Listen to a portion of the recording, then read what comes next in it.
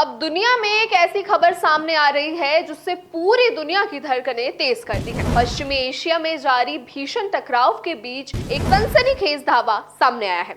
ईरानी media का कहना है कि इजराइल के राष्ट्रपति बेंजामिन नेतन्याहू ने बड़े ईरानी मिसाइल हमले की चपेट में आने के संकेत दिए हैं। उनका मौजूदा हाल ये है कि उन्होंने ये साफ नहीं हो पा रहा है कि दावा सही है या गलत, और ये दावा सीधे तेहरान से सामने आ रहा है। रिपोर्ट्स ने ये भी कहा है कि यही वजह हो सकती है दुनिया में एक बहुत ही बड़ी हलचल की। नमस्कार, आप देख रहे हैं राजीव टाइम्स। मैं हूं आपके साथ अपूर्वा दर। देखिए हमारी एक खास रिपोर्ट। ईरान के कई मीडिया संस्थानों ने, खासकर त्रिसियम न्यूज एजेंसी जो Islamic revolution guards of corps से जुड़ी मानी जाती है, उनका दावा है कि ईरान की ताजा मिसाइलों की बौछार में इजराइल के बड़े और बेहद ही अहम ठिकानों पर निशाना लग सकता है।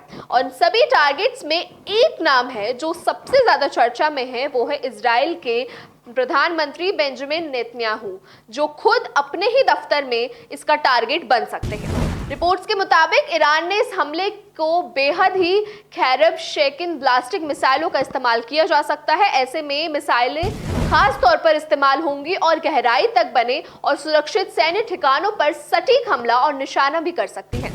ईरानी सूत्रों का कहना है कि इन मिसाइलों में से उन इलाकों पर घेरा जाएगा जहां कथित तौर पर नेतन्याहू के कमांडो से जुड़ी लोकेशन मौजूद है।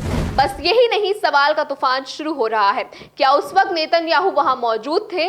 क्या वे इस समय इस हमले में घायल हो गए हैं, या फिर ये सिर्फ युद्ध के दौरान फैलाई जाने वाली कुछ अफवाहों में से एक है?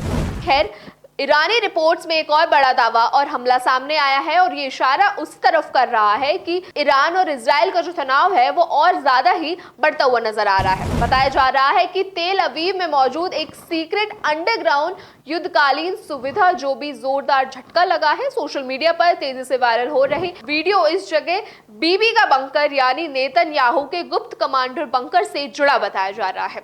ये भी भुगतान शेल्टर माना जाता है जहां युद्ध जैसे आपत्ति स्थिति में इजराइल के शीर्ष नियुक्त बैठकर कमांड को संभालते हैं और विस्तार से चर्चा भी करते हैं। इंटरनेट पर घूम रही वीडियो में तेल अवीव के बीच भगदड़ और धमाके भी दिखते हुए नजर आए हैं।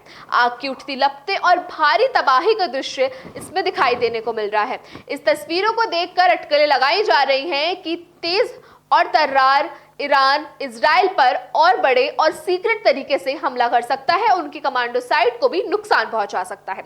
ईरानी विशेषज्ञों का कहना है कि हमला एक बहुत ही बड़ा संदेश है। उनके मुताबिक तहरीन का ये जो दिख रहा है वो हाल, वो इजराइल के सबसे संवेदनशील नेतृत्व ठिकानों पर पहुंच सकता है। चाहे वे कितने भी गहरे भूमिगत इलाके में हो, चाहे वे कितनी सुरक्षित क्यों ना माने जाते हो, वे वहां तक जरूर पहुंच सकते हैं। और ये सब ऐसे समय पर होगा जब ईरान और इजराइल के बीच टकराव अपने सबसे खतरनाक मोड़ पर पहुंच चुका है।